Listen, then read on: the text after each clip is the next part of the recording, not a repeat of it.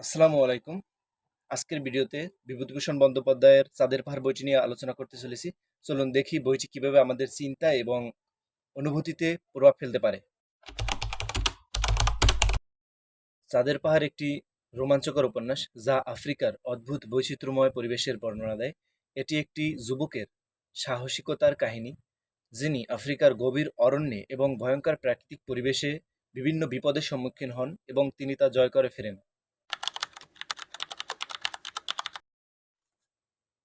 কাহিনীর সারাংশটা একটু বলি। শঙ্কর এক স্বপ্নবাজ যুবক, অজপাড়াগাঁয়ের শিক্ষিত বেকার, কিন্তু তার মন বিশ্বজয়ী অভিযান ও দুঃসাহসিক কাজের প্রতি আকৃষ্ট। ভাগ্যের কল্যাণে সে আফ্রিকার উগান্ডাতে রেলওয়েতে চাকরি পায়। প্রথমে রেল কনস্ট্রাকশনের চাকরি পেলেও সে ওখান থেকে প্রায় ৩০ মাইল দূরে পরবর্তীতে স্টেশন মাস্টারের চাকরি পায়। এই নতুন ভূখণ্ডের চ্যালেঞ্জ ও প্রাকৃতিক দৃশ্য তার নতুন অভিজ্ঞতাকে রোমাঞ্চকর করে তোলে। একদিন শঙ্করের পরিচয় হয় পর্তুগিজ অভিযাত্রী ও সোনার খনি সন্ধানী ডিয়েগো আলভারেজের সাথে। অসুস্থ অবস্থায় আলভারেজকে শঙ্কর তার নিজ বাসস্থানে এনে সেবা করে সুস্থ করে তোলে।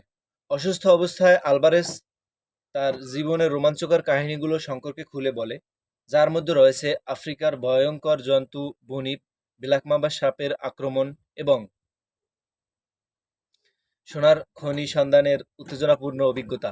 যে রোমাঞ্চের টানে শঙ্কর আফ্রিকা এসেছে, সেই রোমাঞ্চের টানেই আলভারেজের সাথে সোনার খনি সন্ধানে বের হয় এবং সোনার খনি সন্ধানের পথে বিভিন্ন বিপদ ও চ্যালেঞ্জের মুখোমুখি হয়।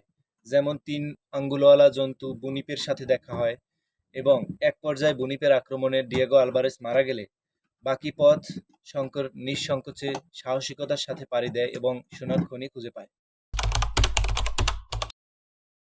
চাঁদের পাহাড় শুধু একটি অ্যাডভেঞ্চার গল্প নয়, বরং এটি সাহস ও দুঃসাহসের অনন্য উদাহরণ।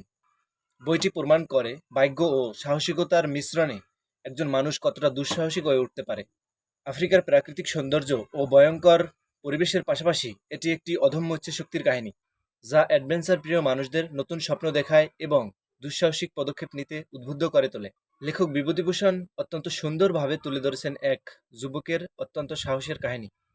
উপন্যাসটি জীবনকে নতুনভাবে উপলব্ধি করতে শেখায়, প্রকৃতির অপরূপ মায়ায় পাঠককে মোহিত করে। চাঁদের পাহাড়ের অভিজ্ঞতা পাঠককে শঙ্করের মতো ভাবতে সাহায্য করে।